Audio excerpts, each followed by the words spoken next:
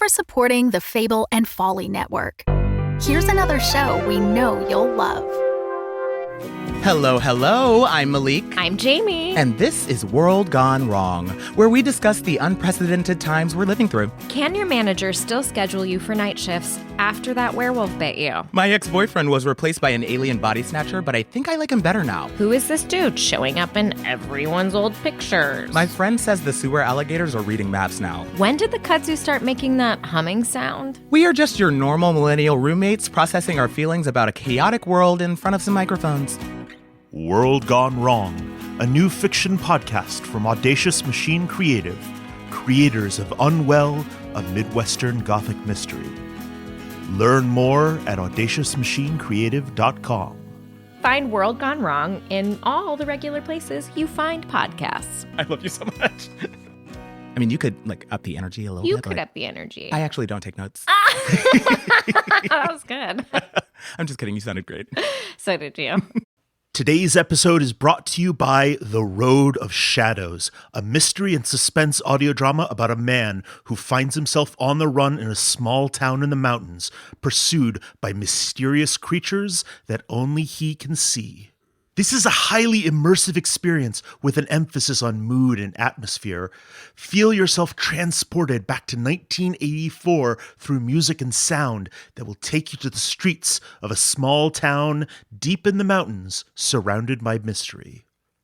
You can learn more about The Road of Shadows at theroadofshadows.com. Find and listen to The Road of Shadows anywhere you listen to podcasts. Our thanks to The Road of Shadows for their support. The Fable and Folly Network supports creators of exceptional audio stories, including the one you're listening to right now. If you love our shows, we want to hear from you. Complete our listener survey at fableandfolly.com/survey. This will help us learn more about you, what you like, what you'd like to hear more of, and how we can maintain an inclusive, safe atmosphere. As a thank you for your participation, we have extras and behind-the-scenes content from your favorite shows. Fans make the network what it is. Thanks for listening, and we can't wait to hear from you. Find our listener survey at fableandfolly.com/survey today.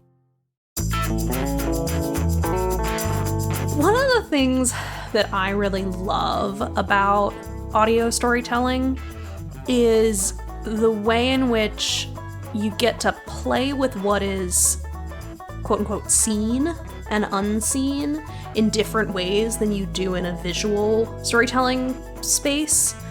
That your writers and your sound designer get to collaborate in this really interesting way to decide what is present and what's not.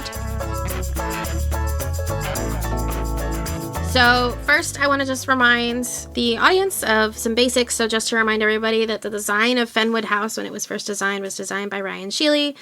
And when Ryan built it, he actually designed a walkthrough blueprint of the house where everyone sort of got to follow along a moving dot as though they were walking through the house and hearing all of the different creaks and the swings of the doors and the rattle of the radiator and the windows and the everything. And everything is very precisely laid out so that you know where in the house you are based on the quality of the sound or which sounds it is and things like that. And I feel like I should jump in here and say that's a thing that we created for our internal team. So dear listener, if you're hearing this and going, wait, I missed it? You didn't. We have not released it publicly. No. It's an internal thing for the team. This is how they built the design of the house, because the house is very clearly its own character. Another very common thing in the Gothic, right? We're talking about landscape, the spirit of place, and the spirit of place necessarily means that place has its own character and its own personality, and it is its own thing. Which is very clear of Fenwood House, especially in season 3. Geez, okay. So that's one thing I just wanted to remind everyone of, how this design came about and the fact that you can track the different sounds in the show, in the podcast, and see everyone using the same sounds in the same places. And so that way you can track where people are in the house and, where they're not in the house. It's fine. I just want to also remind everyone that this is coming out post season 4. This is a highly spoilery episode. because we're working here not just to dig into theme, but I also want to like work with Eleanor and Jeffrey about surfacing observations so that you can like go back and reflect on these things. And so spoilers, definite spoilers for all the way through season 3 and through some of possibly also season 4. So just fair warning for everybody. There be dragons here. There be dragons here. But like fun dragons. Fun dragons. All dragons are fun dragons. Yeah, until you start talking to them and they're like, am I a ghost? And then you're like, what? You're a dragon. Exactly. It's fine. That's how this conversation is going to go. It's going to be great. Yeah, welcome to my terrible Unwell jokes. You will have no idea how many fucking puns I wrote into these questions. Get ready. So I thought that we would open by talking about some of our favorite Gothic horror media to get a sense of where you two are coming from in terms of things like inspiration or themes that you like and stuff like that. Yeah. Yeah. And I will confess the number of times that I have referenced House of Leaves in my notes is too many. Well, that's great because that's going to work great for Jeffrey and I'll have no idea what you're talking about. Perfect. Yeah. Jeffrey and I feel like have very different influences, and I like to pretend that that's an asset. It is an asset. But it does mean that sometimes we talk about stuff, and I'm just like, that doesn't mean anything. Yeah. You have to explain it. I think it's definitely an asset. We maybe pretend like it was on purpose. Yeah. Yeah. That's a better way to put that. It wasn't on purpose. Yeah. Jeffrey, you want to go first? Yeah. So in terms of Gothic storytelling, I am a huge fan of a lot of Del Toro's films. Yeah. Both his like bigger, splashier, not Gothic-y ones, but also like, The Orphanage. We joke around the house that it's a Del Toro movie when it's about kids and the adults are no help whatsoever. But I feel like there is an interesting thing where within those stories, ghosts are also not always evil or dangerous. And I really like those. I find them weirdly comforting. So I think in general, I am a big fan of stories where the ghosts aren't the bad guys. The ghosts are environmental hazards, maybe, but they are not evil. I also do love an evil ghost, but Look, bitches love a ghost, period. yeah.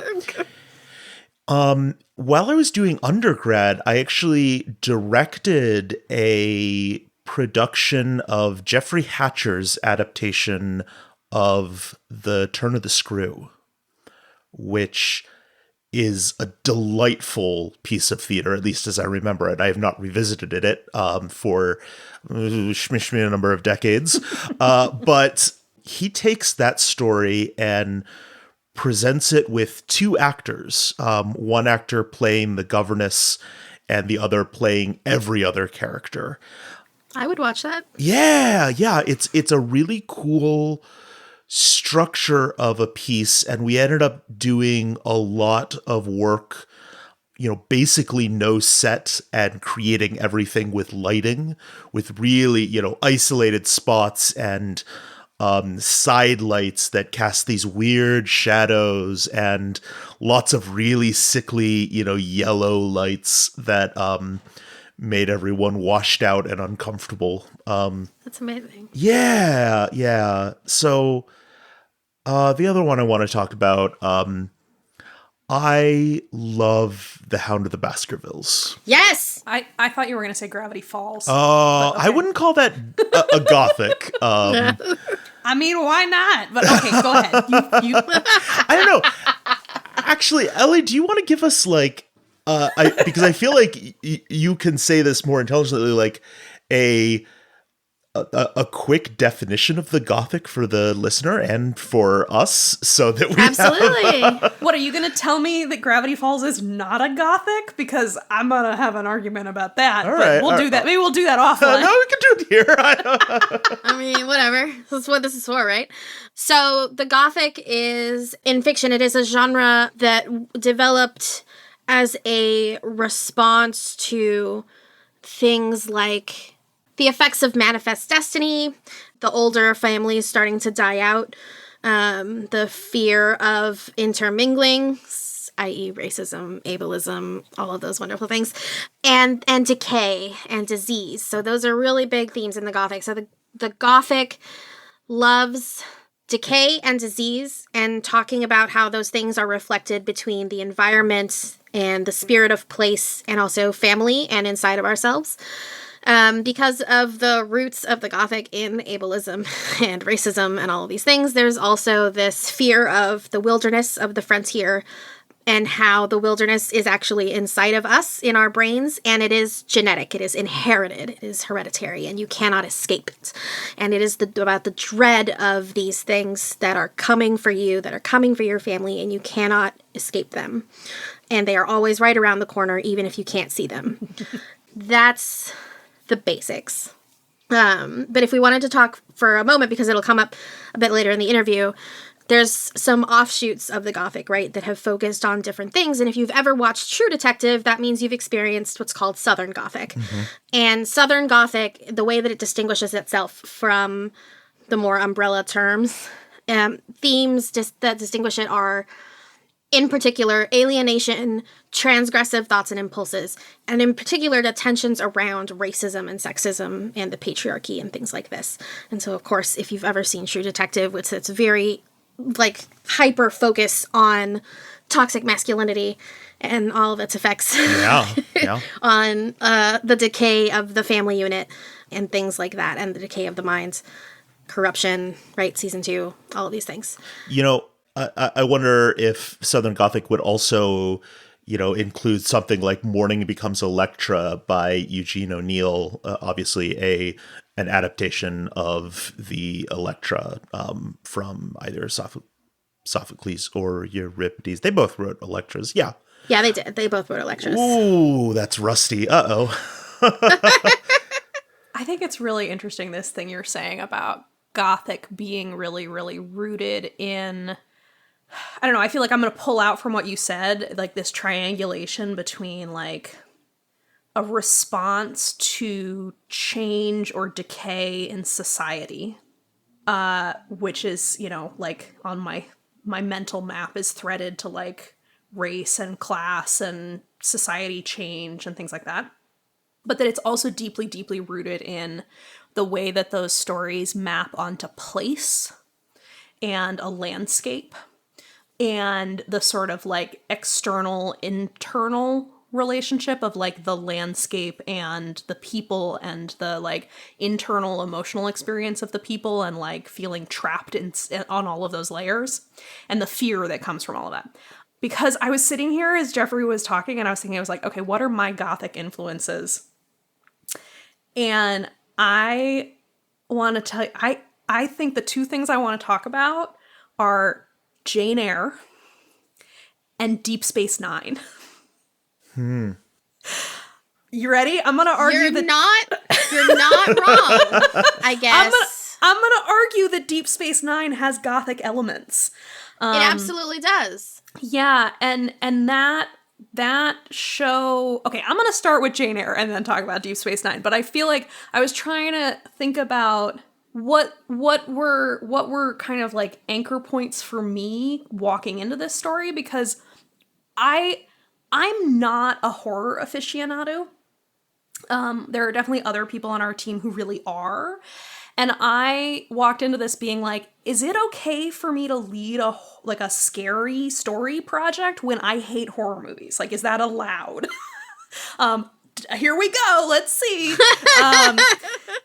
And so for me, Jane Eyre was a really big reference point. Jane Eyre is a book that I will go so far as to say obsessed with as a teenager. I am very dyslexic, and so as a teen did most before audiobooks was a thing that was very, very common, did most of my reading on books on tape, and my family only owned 2 physical books on tape. The other ones came from the library or whatever, and one of them was Jane Eyre. My mom bought me my own copy of Jane Eyre on physical cassette tapes for my birthday one year, and I probably read Jane Eyre 100 times easily in high school. Easily. And it's a story that I go back to over and over and over again, even in adulthood. And I think that is a story that is very Gothic. It's very traditionally Gothic in all of those ways that you talked about, Ellie, right? Like, it's one of my favorite motifs in it is the way that, like, the weather and the landscape deeply reflects the emotional environment of the characters. And so, like, the characters have a big fight and then you get a thunderstorm that, like, destroys the favorite tree in the yard, things like that. And also that is a story that is kind of moralistic. Mm-hmm. And as a teen, when I read it, that was a thing I really loved about it. I was really drawn to the element of that story that was about how Jane has a set of values and she lives by them even when they are hard or even, like, life-destroying.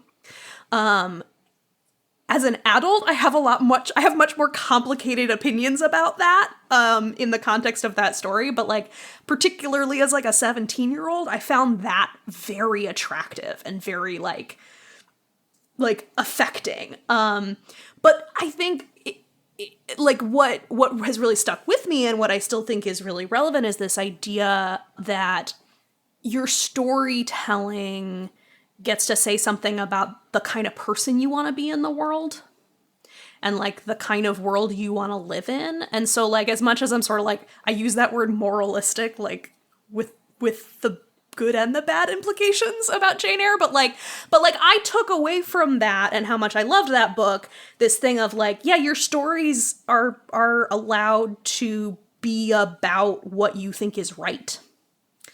And I think that's a huge influence on me. Okay, so now Deep Space Nine.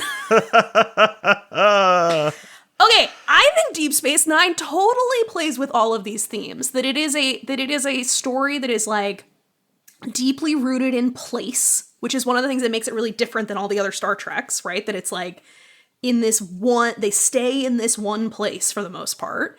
It is about this, like, it pulls very much at this fear of, like, a dramatically changing society and, like, who gets to have power and who gets to be in charge and the fear that comes with that on all sides, like, both the winners and the losers.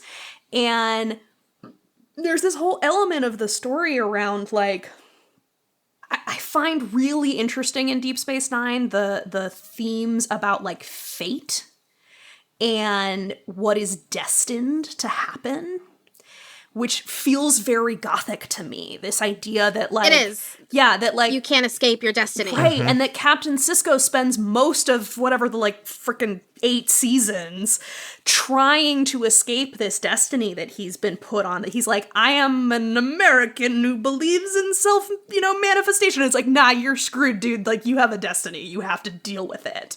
Sorry, bud.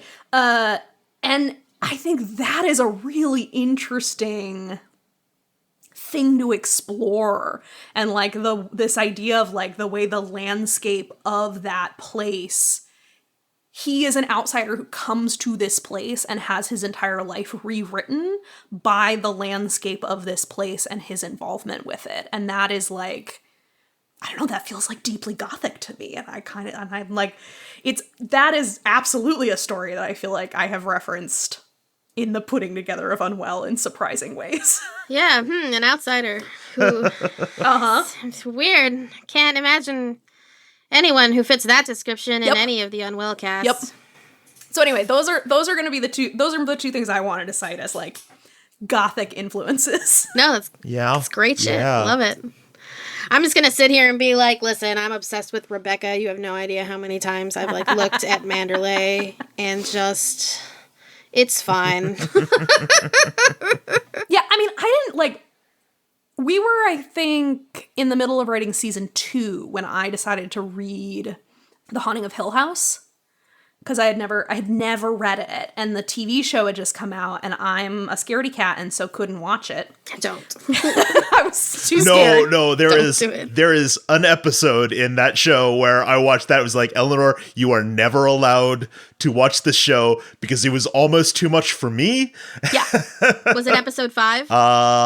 It's the car. It's the car scene. It's the car scene, of course, yeah. I trust Jeffrey's judgment on what will be too scary for me.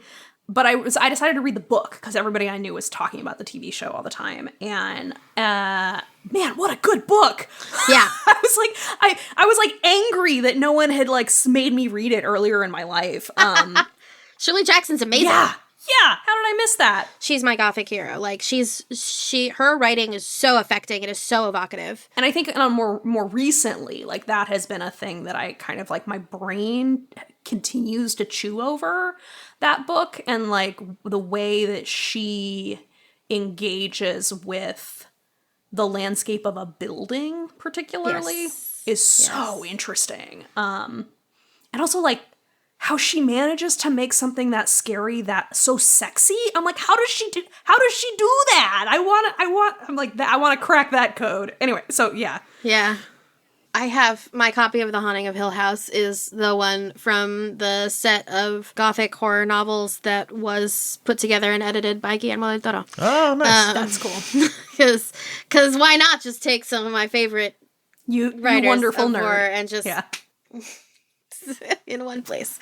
Boy, I will also say that the this 1963 movie was also like one of my formative experiences. I also didn't watch a lot of horror movies growing up, but I watched that as a child and was just riveted. It's such a beautiful film and a frightening film, and I think I don't know, I think there's something fascinating about this story in how there are so many different adaptations that have each chosen to kind of pull something interesting out of it, misogyny and gaslighting in the 63 film, addiction and mental health and generational trauma in the TV show, and bad CGI in the 90s version. How dare you remind me of that?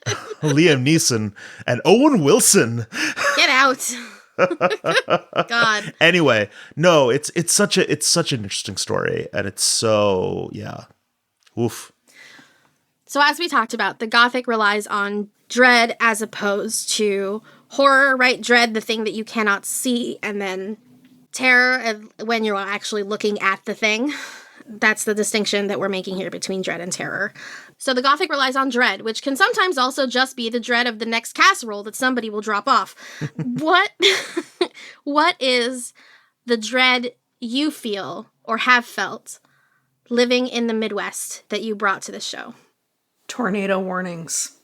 No, I mean, not specifically, but man, I grew up on the East Coast, and moving out to the Midwest, like moving to Chicago, the first time I experienced hail, I like dove under a table. I was so freaked out about it. But there is just, I don't know, you said that thing about dread, and we just recently had a tornado warning where I went and like sat in the basement of my apartment building with a complete stranger and her dog. And I was like, this is such a weird experience. Yeah. This is such a like Midwestern experience, to be like, I don't know, maybe death is just going to drop from the sky today. That might happen. Yep. But I don't know, let me think about your question a little more seriously.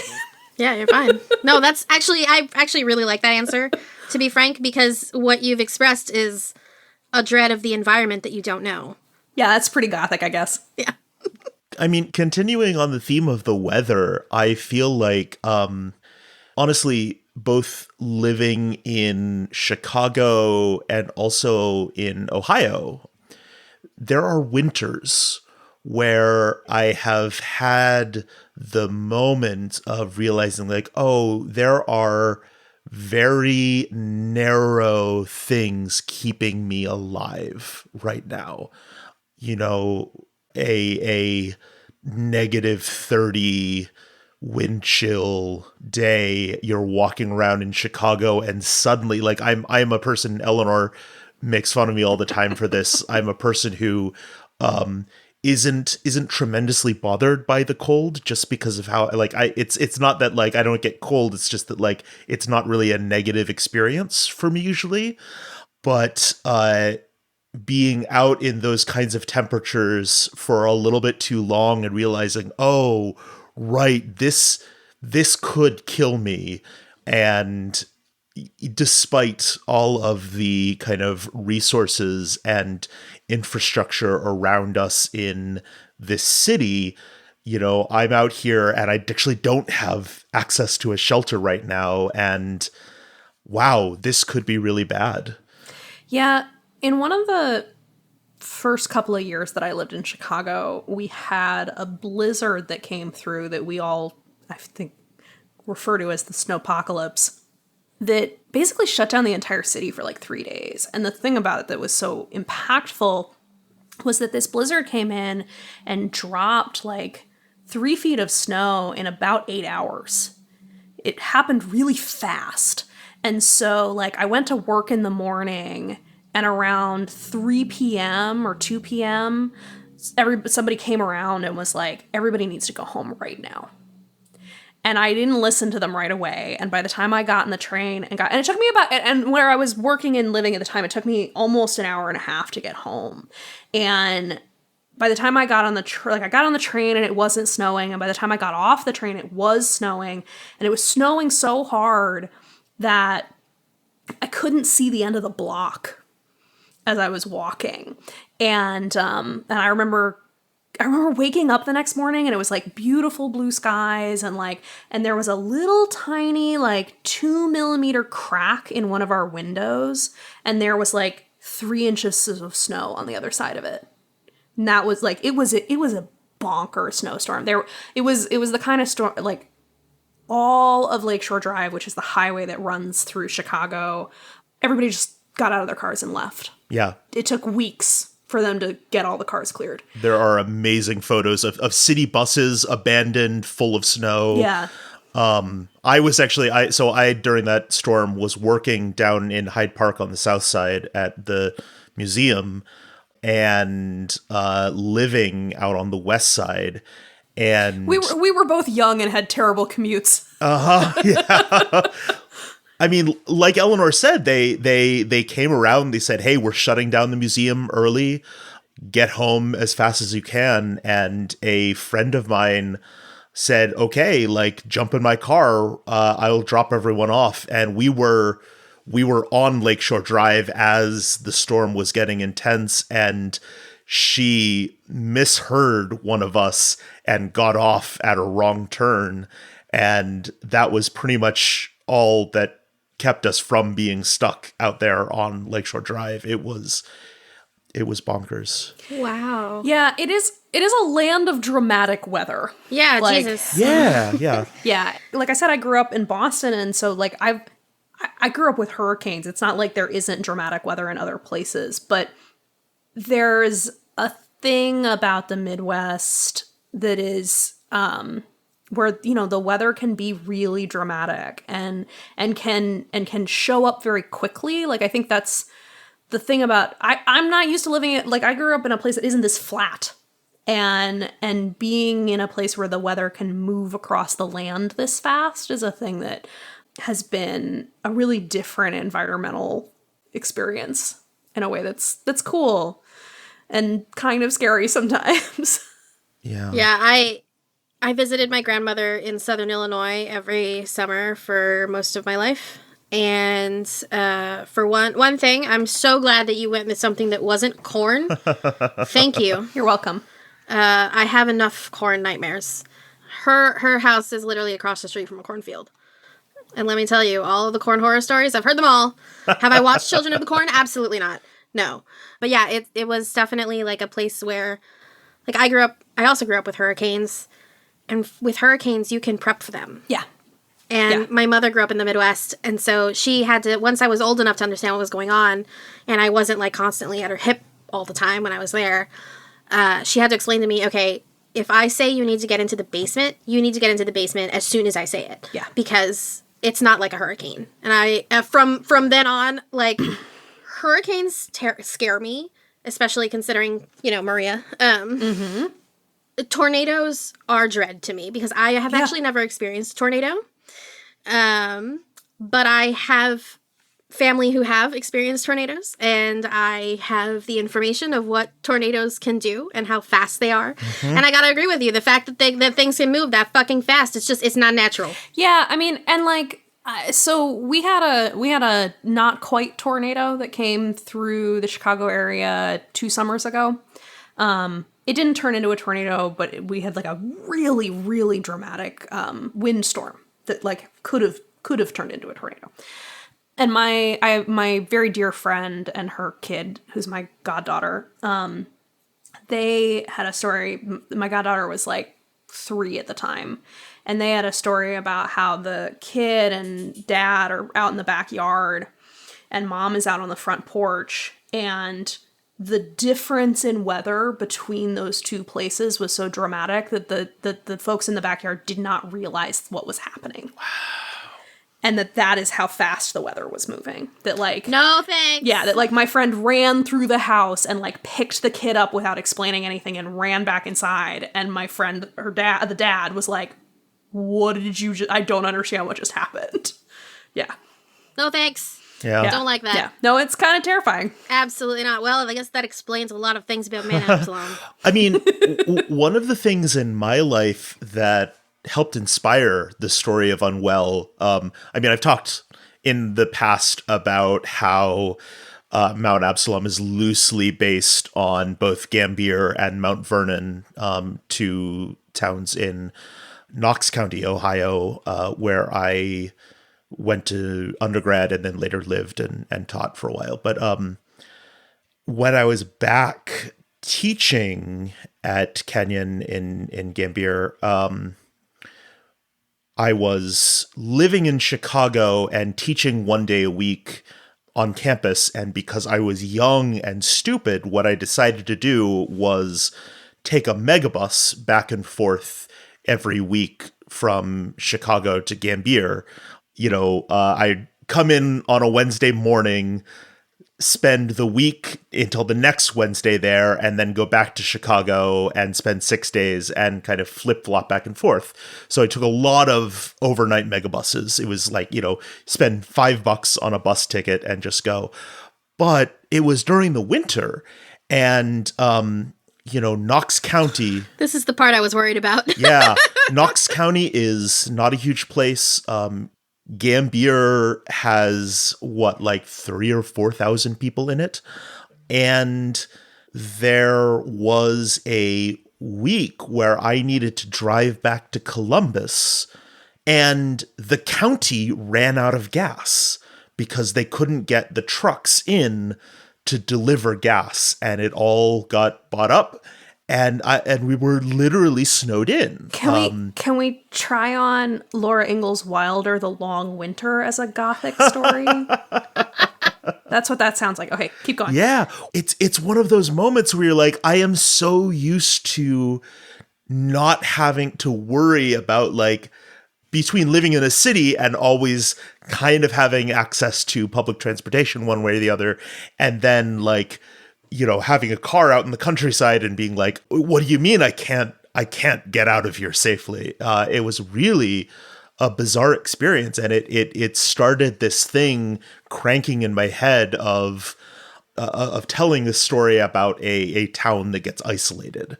And there's an interesting way in which that ended up dropping out of the story of Unwell. You can leave Mount Absalom. Oof. Sorry to everyone at Mount Vernon. Yeah. Jeez. You can leave Mount Absalom at any time you want, but there are so many haunted house stories, so many of these kinds of stories that we are trapped in this place. Now often we've sunk all of our retirement or all of our money into this house and we can't leave. And I don't know, those stories are fine, but I didn't want to tell another one of those. And so it became, how do we tell a story about a place that you don't want to leave, even if maybe you should. Wes, we're looking at you.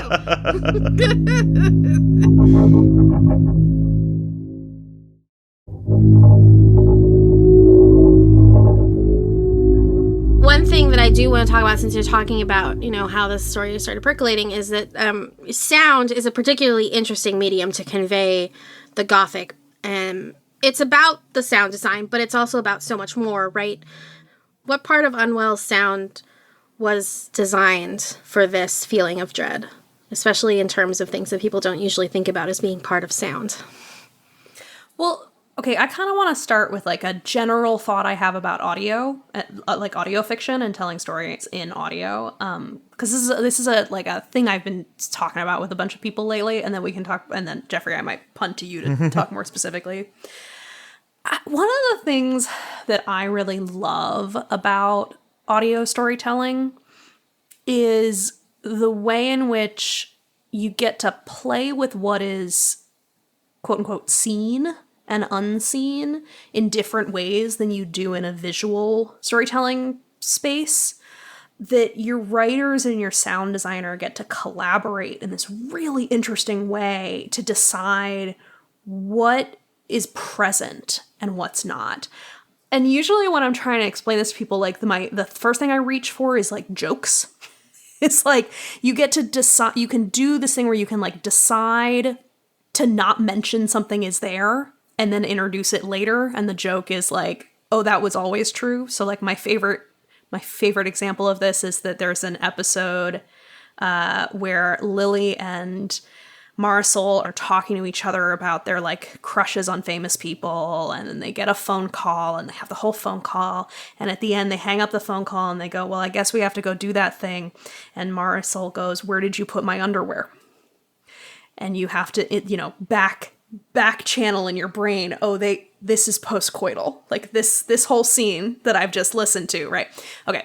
But I think that aspect of audio storytelling is a thing that is really effective for dread and for building fear in these ways that I really love the sort of aspects of that dread in our story that is like, this feels weird, but I can't put my finger on why, so I'm just going to pretend that it's fine. I'm going to not name it. I'm going to assume it's fine and move on. And so we're talking about you, Abby. I feel like we're talking about a lot of them. That's and so that thing of like being able to place into the story stuff that is subtle and either named or not named, that then the listener is like, is that important? I feel like that's important, but you haven't named it yet, so I don't know for sure. And I love that. I love playing with those things. Yeah, I don't know. Jeffrey, I think I'm going to punt to you to get more specific. Yeah. I think the ability to let things disappear if they're not being actively discussed at a moment is a wonderful, wonderful opportunity for this kind of dread. And plays into the stuff that we were talking about there, Eleanor.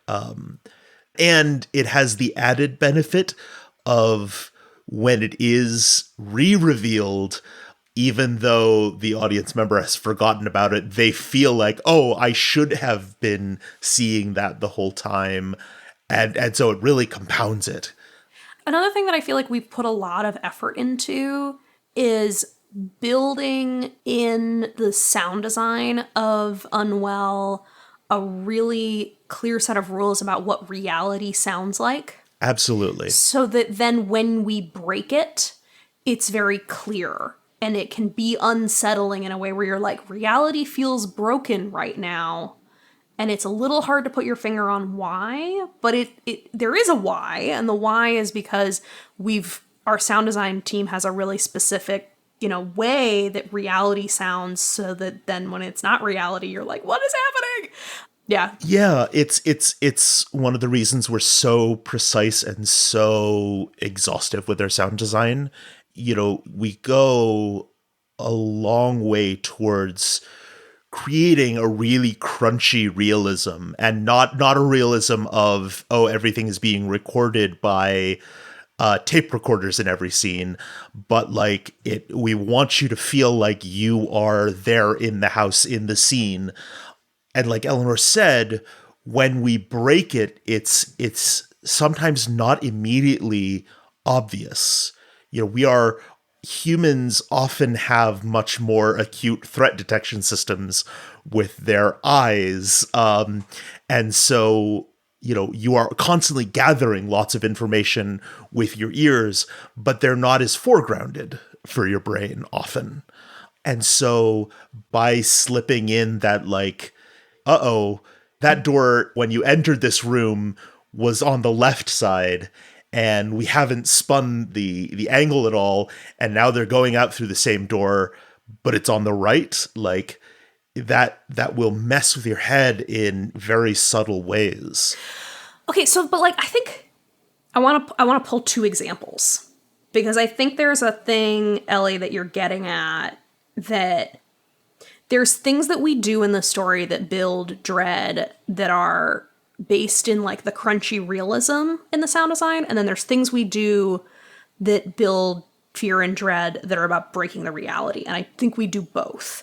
So let's see if I can pull this off. I'm going to pull two examples from the same episode.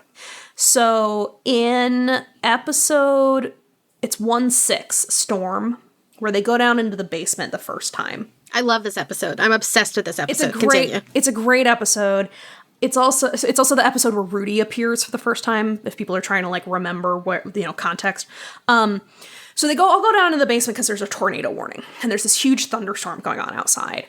And there is all of this sort of like heightened tension that happens early in the episode around like trying to find the radio, and it's way up on a shelf, and then something falls and Dot scratches her face, and like all of that is building tension, right?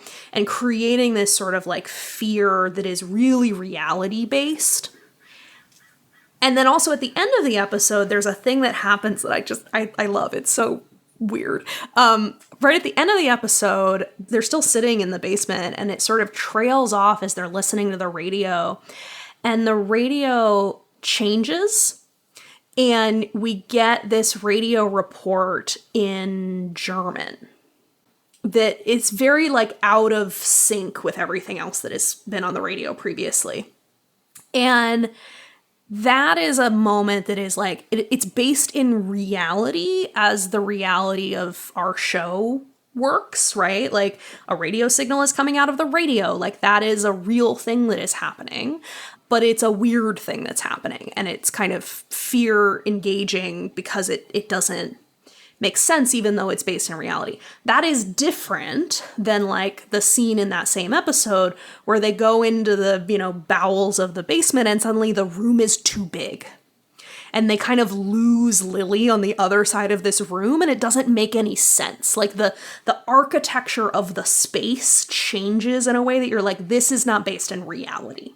And it doesn't feel real because the actual the house is doing something weird, and we can't explain why. It's Fenwood's first House of Leaves moment. Yes. And it's two very different things that I think are both supported in really fun and interesting ways by the audio world, and the way that can like sneak into your brain and go like, that's not right.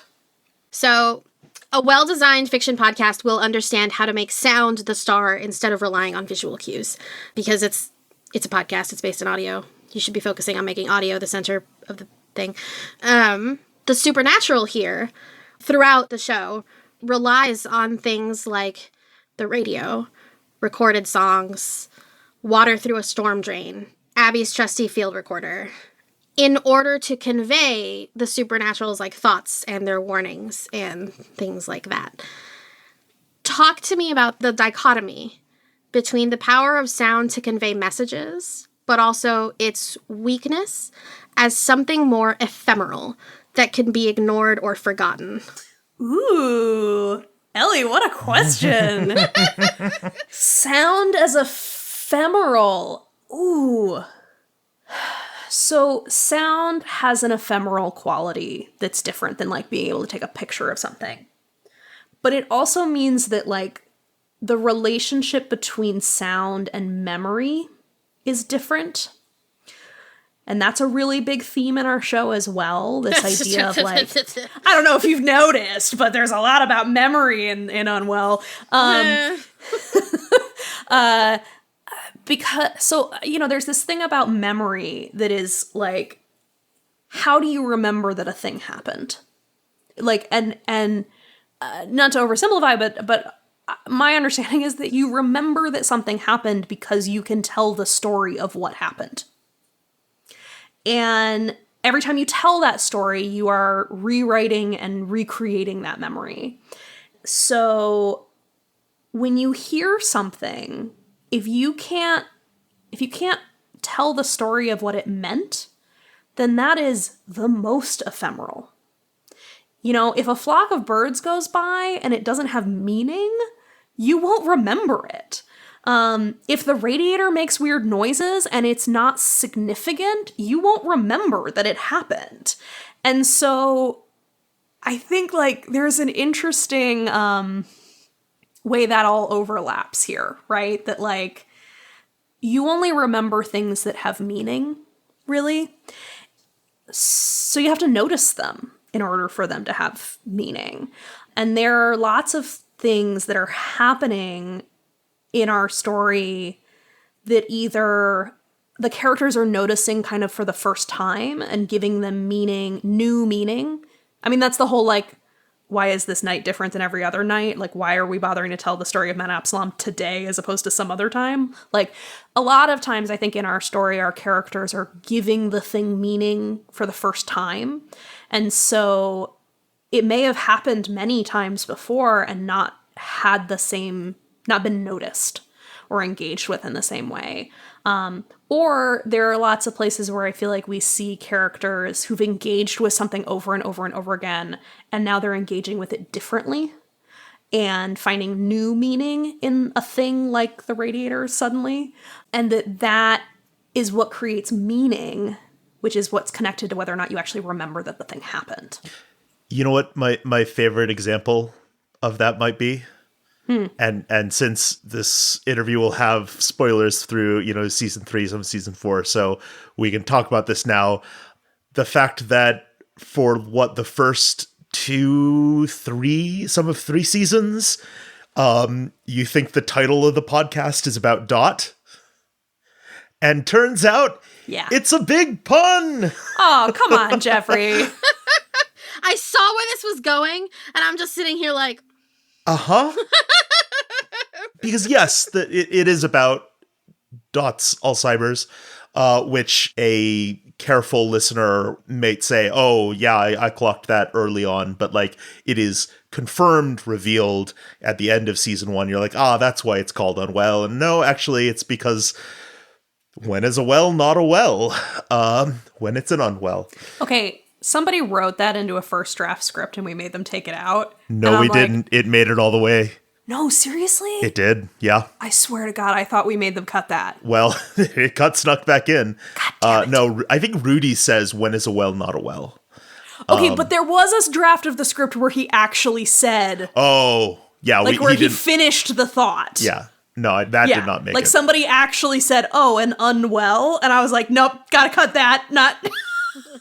Well, and I kind of want to veer off on a tangent there, especially in talking about ephemeralness, because Unwell is very much a show. It is show designed and crafted certainly to be interesting and exciting the first time you listen to it, but we wanted to build something that would really reward someone who wanted to go and listen to it 3, 5, 10 times to dig deep into it. Does that resonate for you, Ellie? maybe a little. No, not me, certainly.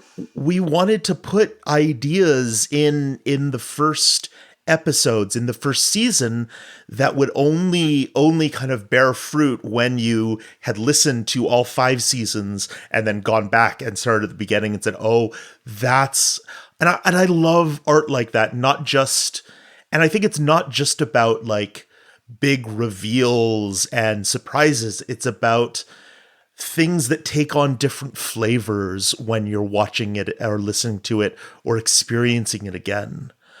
And for me, that's a thing that's so exciting about audio fiction. It's funny because sound is ephemeral, but like audio fiction is not. It is a sound art that is locked down and is there, and for better or for worse is, you know, it's going to be around as long as these RSS feeds are. I mean, I know there are lots of variances, and we could go into archiving later, but you know, my artistic background is in live theater performance and live music performance. Yeah, same. Yeah, both Jeffrey and I are theater artists, and the idea of like, I'm like, this is so much less ephemeral than what I used to do. Yeah, and so we are used to shows that exist for, you know, 6 weeks, or, you know, when playing with bands, you know, yeah, I'll play the same songs over and over again, but there is no performance. You know, I have my musical background is often in either experimental music or in Irish folk music, and various punk rock adaptations thereof. And so even when I am playing, you know, the 9 millionth time I've played Tell Me Ma or something like that, it's going to be different every time, and it's going to be a completely new song, even if it's just those same 3 chords that I've played on every single song. So I don't know. I think there is something really exciting about how the art is not ephemeral. I'm going to completely reverse course and say the experience, both because, you know, you are learning something new and the piece is going to present something new to you each time. But like audio fiction, because it is only engaging your ears, and depending on where you're listening to, you know, there is also other sonic stuff coming in. Each time you experience a piece of audio fiction is going to be completely different. You know, whether I listen to all of the black tapes while walking at, you know, 11 through one of my partner's neighborhood, like coming home from her house, and like on an abandoned Chicago street, and I like saved episodes just for my nighttime walks, and like that experience is completely different from listening to it, you know, in the safety of your apartment. We recorded a lot of Our Fair City in a studio that we built in the basement of a decommissioned polling station and power plant from Chicago's railcar system, when they used to have trolleys. And to be fair, I just want to say, that makes it sound a lot sexier than it was. It was just a big industrial building with super, super giant concrete walls. Yeah. It was a weird building. It was very weird.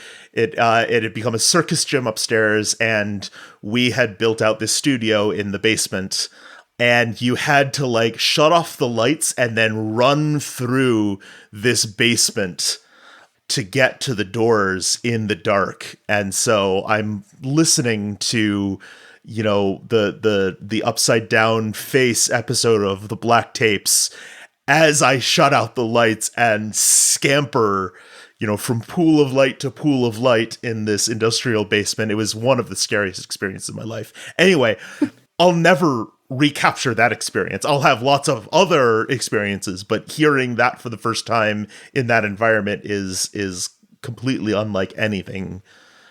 I don't know. It's a participatory medium. Yeah. Let's move on to folklore and legends, which are deeply integral to Unwell's structure and thematic plot, in case no one has noticed somehow.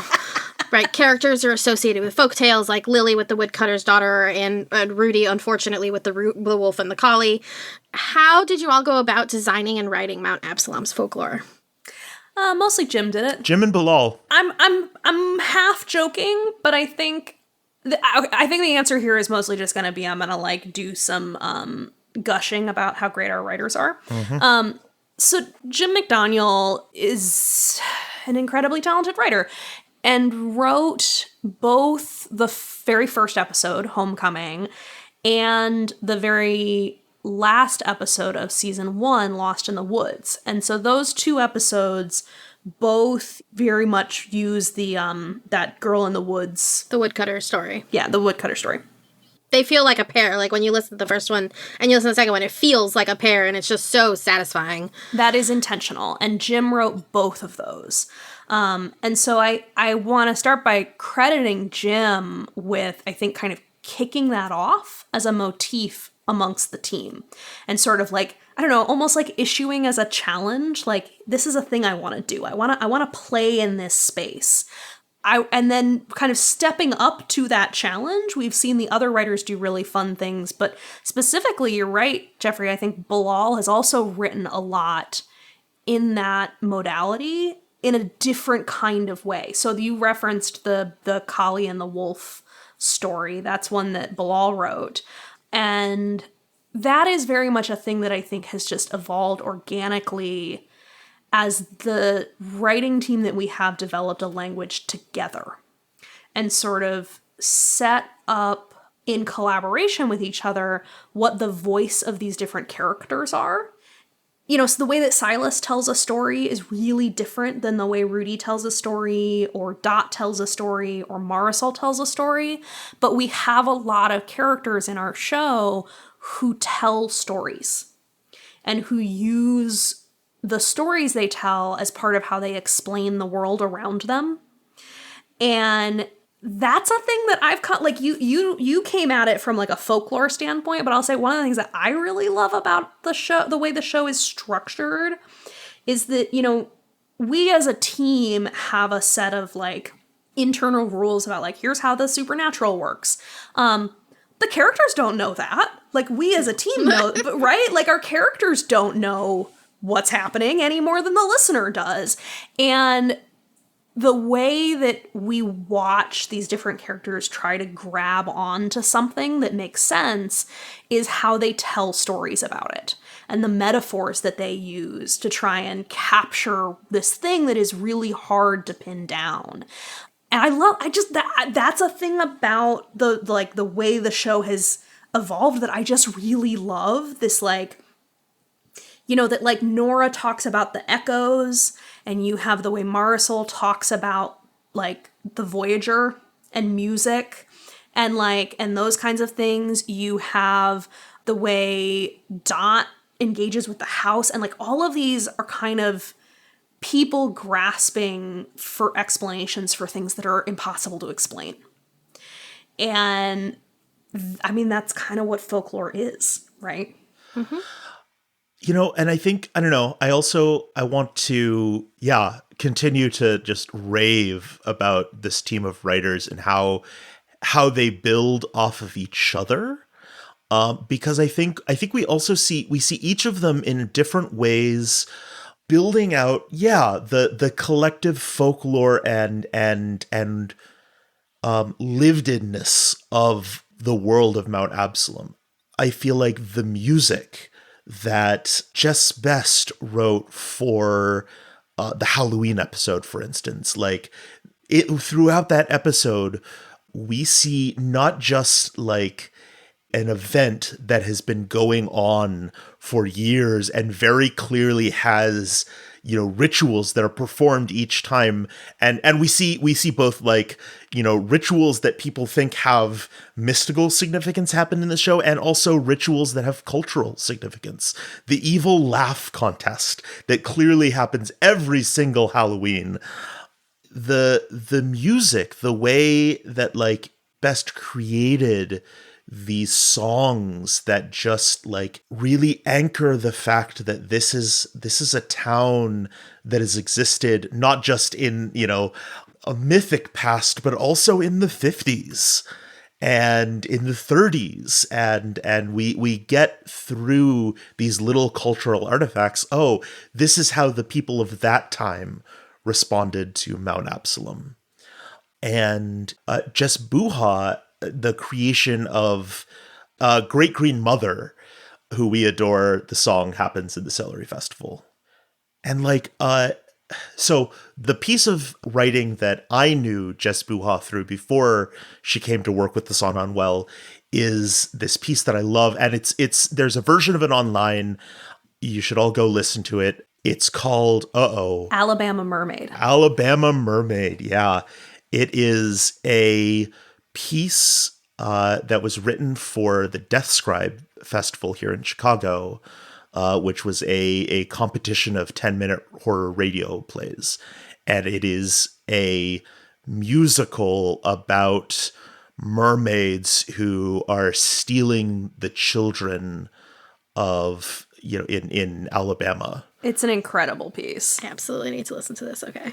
Yeah. It's incredible. I had the incredible fortune actually to get to perform it when I toured with Death Scribe to Miami. And it's also worth saying that the larger context of it is Alabama Mermaid is slang for alligators. And so it is an exploration of grief and of the stories. I don't know. This is me putting this on it, but I feel like it really accesses this thing about losing a child and the stories we tell ourselves. But it has a lot of her writing has that mythic weight. Yeah, it's true. In this really wonderful way. Yeah. So as we're recording this, we are very, very deep into writing season 5, which will be the final season of the show. We just last week had the writers' meeting where we read the very first draft of the end of the series, which, woof. Did everybody cry? Yes. And so I'm like thinking about this idea of like folklore and the mythic, and I want to like share part of this thought that I'm having without getting too deep into it, because we're not to this part of the story yet. But I also think one of the things that we've been talking about and thinking a lot about as we write season 5 is, what does it mean to write new stories, like new folktales, so to speak, about a place? And if the Gothic is all rooted in this idea of like the destiny you're stuck with and the way in which like your fate is moded out and you cannot change it, what does it mean then to tell a story where we say that's not true?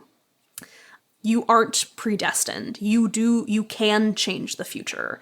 And what does it sound like to tell new stories and to try and tell stories that can set the future on a different path? Because I think that's like, that feels like a very meta thing for us as a team, both like, how do we tell this story, Unwell, in a way that is about trying to set a path towards a different kind of future, but also like inside of our story, what does it mean for our characters to try and like tell different kinds of stories that get us somewhere different than we've been before? Mm-hmm. I feel like a piece of, and I don't think this is a spoiler for the full series, but like we came into this and one of the things we said is we don't want to tell a chosen one story. Yeah.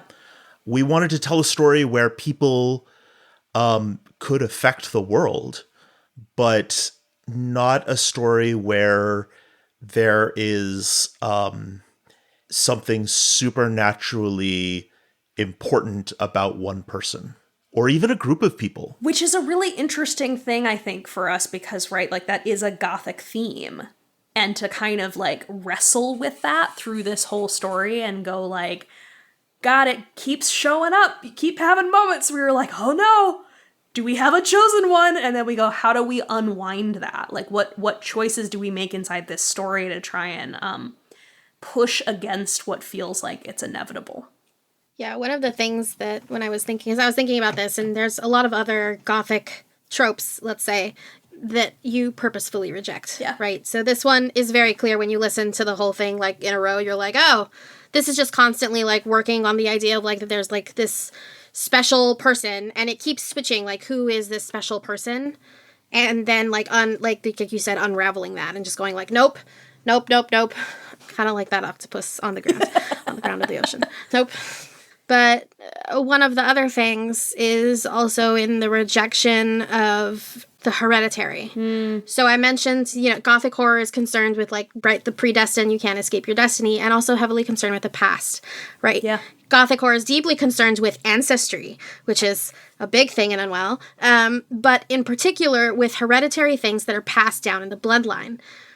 And when I listened to Unwell, specifically for this interview, one of the things that I noticed was this rejection of, whether it was purposeful or not, this rejection of this particular concern of hereditary things passed down in the bloodline. Because Lily never talks about being afraid of having a genetic marker for Alzheimer's.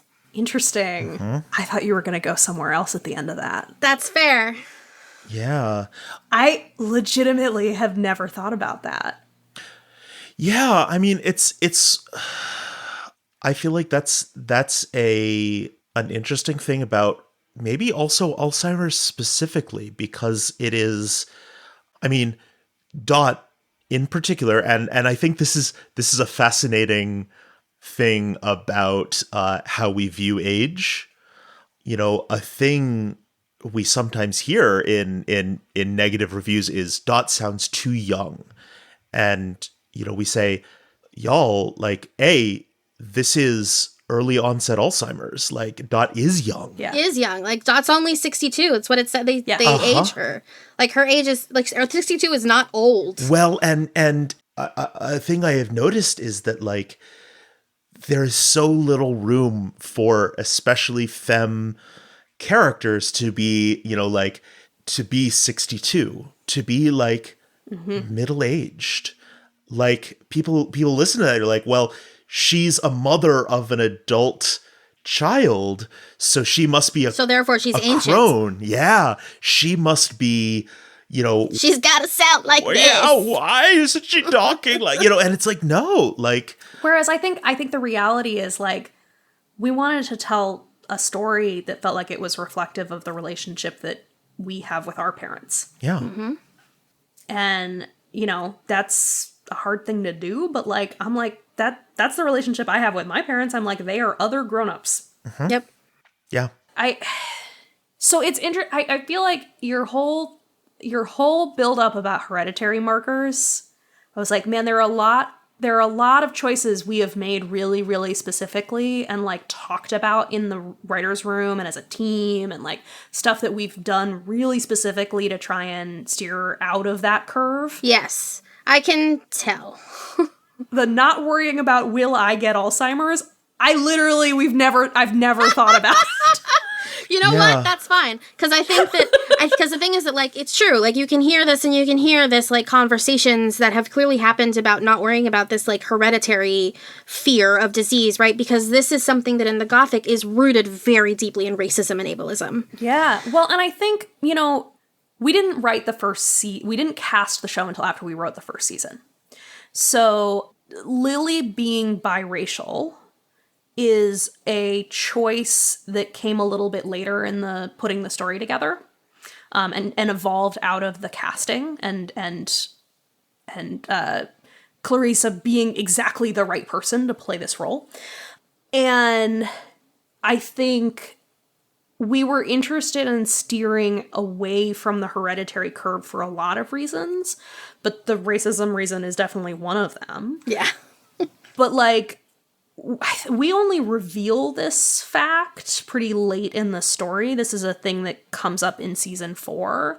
But we as a team all made the internal choice that Dot was adopted pretty early on as part of how we were going to engage with this, because we felt like it was important to us that Lily's relationship with the town is a real choice. Yeah. That she has a real choice about whether or not to stay or leave. And in order for that to be true, we felt like whatever this thing is that's happening, it may feel hereditary, but it's not actually hereditary. Like, it's not, like, that's not the actual rules of how this game is being played. And so we kind of set up for ourselves a couple of, like, I don't know, I guess stopgaps that were like, okay, well, we all understand that it's not hereditary because Dot's adopted. Like, she has a relationship with this place, and and this is her family home, but it's not genetic, and it's not about the bloodline. And there's ways in which we've played with Spike's relationship with the town that were very specifically written to kind of steer out of that curve too. Yeah, so, like, yes, you're absolutely right. It's a thing that we were like, I don't know. I feel like there are definitely moments where we are like playing with something in the story and we go, that's a trope that we want to steer out of the curve, not into the curve. Like, we want to see that it's there and like, and engage with it, but steer out of it in a way that allows us to, engage with it and think about it, but not rely on it or ultimately reject it. Yeah. Depending on what you're talking about. Yeah. I love that. Thanks. So good. Minor note, in the like folklore thing, one of my favorite things to have noticed while I was listening to the show is we hear the phrase the owl eye from Lily giving the owl eye, and then later you get the folklore story about the witch turning the salesman into a fucking owl. And I'm just kind of like, yes! My linguistics brain is activated. I mean, a thing we have each season, I mean, we have meetings where we just look at it and say, okay, like, what things have we reused? What do we, like, okay, I see we're referencing a thing here. Can we tie that reference to something that happened earlier? Yeah. It's one of my favorite things to do in a writer's meeting, to be like, this joke is fun, but could you instead make it a callback to this thing that happened 2 seasons ago? Yeah. And I feel like I have a little mental lists of like jokes that happened in the first 2 seasons that I'm like, I want to use that again. And so I'll just say I'll just say my top thing that got into that's in season 1 that I want to find a way to bring back is the fact that Abby wants ground penetrating radar. Yes! And so, like, I have a little list in my head like that of things that in the writer's room I'm kind of constantly going like, but what if? What if we gave Abby ground penetrating this radar this moment time? here, is this the moment where Abby goes, you know, if I had that ground penetrating radar, I could solve this. Yeah. You know, like, that kind of thing. And I think, yeah, it's totally a game that I think we as a team are kind of constantly playing. Yep. We'll be back with part 2 of this interview later in the year. Thanks for listening.